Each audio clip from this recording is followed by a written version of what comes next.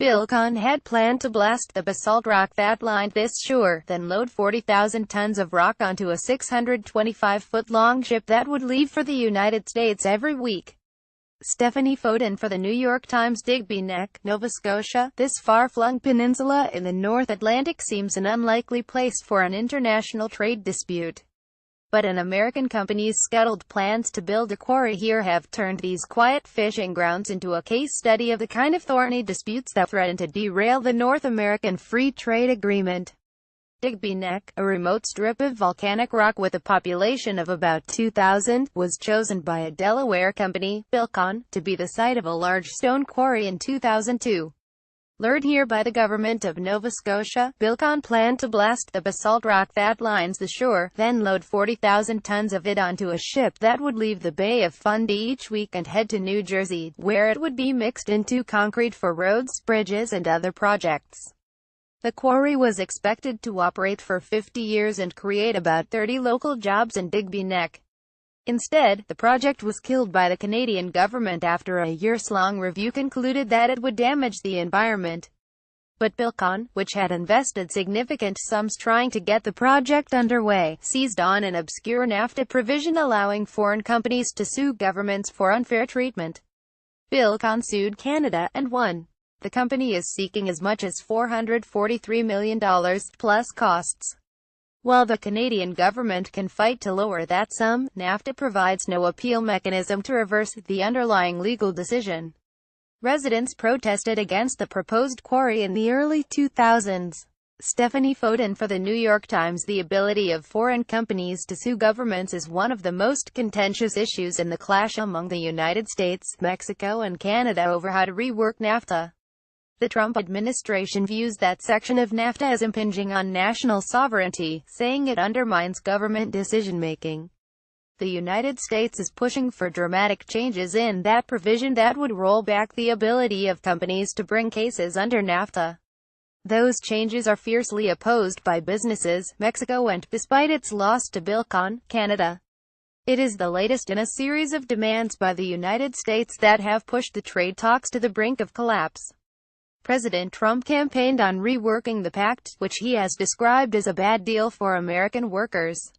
Negotiators are meeting every 2 weeks to hammer out changes to the deal.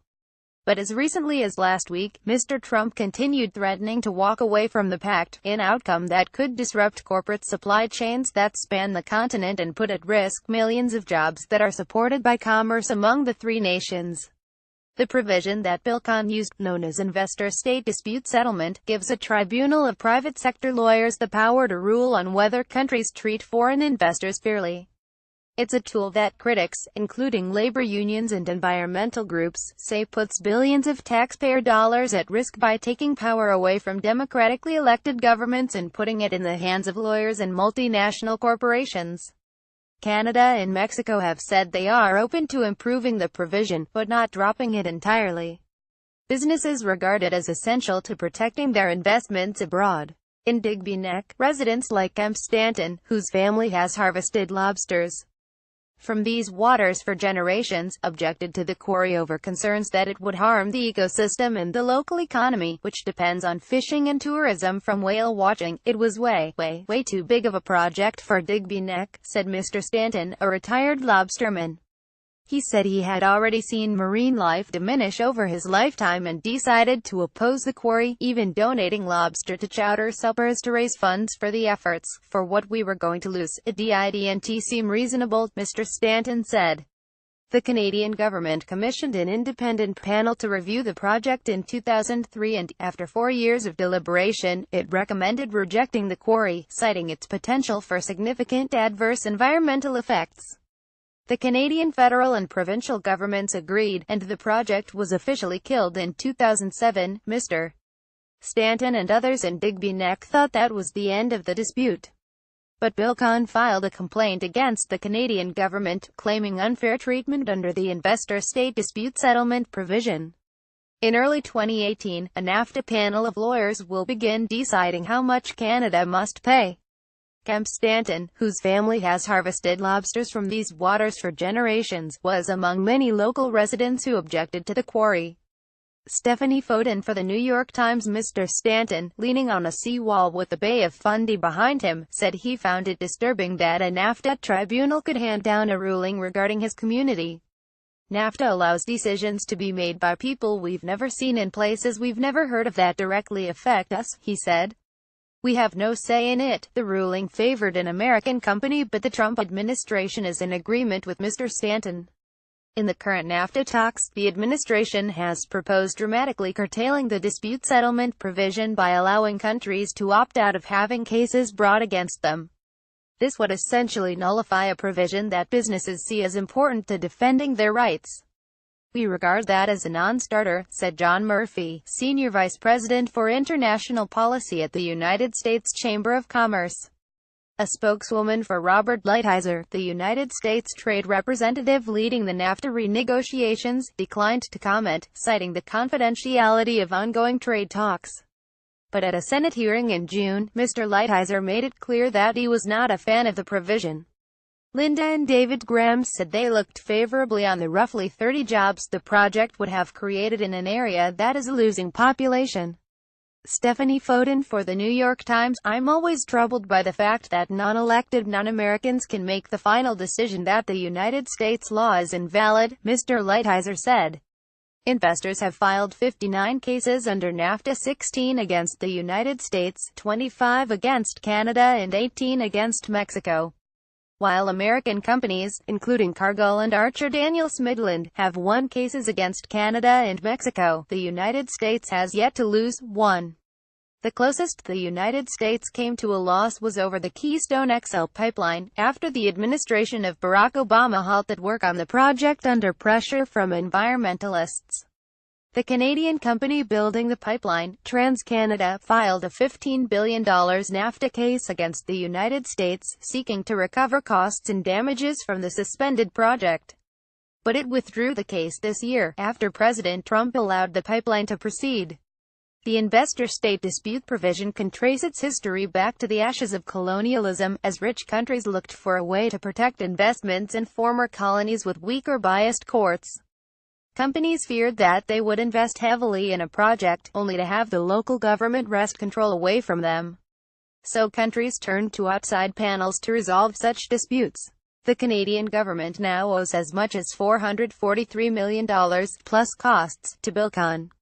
While the Canadian government can fight to lower that sum, NAFTA provides no mechanism to reverse the underlying legal decision. Stephanie Foden for the New York Times. NAFTA marked the first time such a provision was used between developed countries like the United States and Canada, which have robust legal systems. Supporters argued that it was important in case companies had problems in Mexico and to create a precedent for future pacts. The scope of investor-state arbitration cases has expanded in recent years to provide broader protection for investors, including against indirect expropriation, when new regulations are passed that damage a company's business, and unfair or discriminatory treatment based on nationality. It was the fair treatment provision that Bilcon accused Canada of violating. The company said that it had been subjected to a stricter review than Canadian-owned projects and that the review had focused on considerations not mandated by Canadian law. In its complaint, Bilcon claimed that Nova Scotia had wooed its business, even flying a company representative around to see potential sites in a government helicopter. Gregory Nash, a lawyer for the family who owns Bilcon, said the case was about Canada's treatment of good-faith investors who had been invited to Nova Scotia. NAFTA allows decisions to be made by people we've never seen in places we've never heard of that directly affect us, said Mr. Stanton. We have no say in it. Stephanie Foden for the New York Times. They have been treated shamefully, he said, in a manner that is unbecoming of Canada's reputation as a reliable jurisdiction in which to do business, some in the community agreed. David and Linda Graham, who live 10 miles north of Mr. Stanton, on the other side of the proposed quarry, said they looked favorably on the roughly 30 jobs the project would have created in an area that is a losing population. The conflict divided the community. Supporters and opponents erected signs and circulated dueling petitions, and one man spit in Ms. Graham's face. A lot of people were mad at us for a very long time, Mr. Graham said. But I didn't care. I had to leave here when I was young to get a job, and I would have loved to have been able to stay. In March 2015, the tribunal handed down its decision in favor of Bilcon. Two of the tribunal's three members agreed that the Canadian government had been unfair, encouraging Bilcon to engage in an approval process that cost millions of dollars but was unwinnable from the outset. The third arbiter, Donald McRae, said Canada had the right to reject such a potentially damaging project and called the ruling a remarkable step backwards in environmental protection. For critics, the Bilcon case is a symbol of how NAFTA gives the private sector discretion over government decisions. While NAFTA tribunals cannot alter a country's laws, they can force a government to pay significant sums of money in compensation.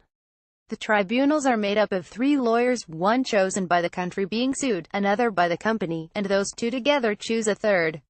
Robert Stumberg, a professor at Georgetown Law, said the rulings in the cases can be arbitrary. Every case, he said, is like rolling the dice.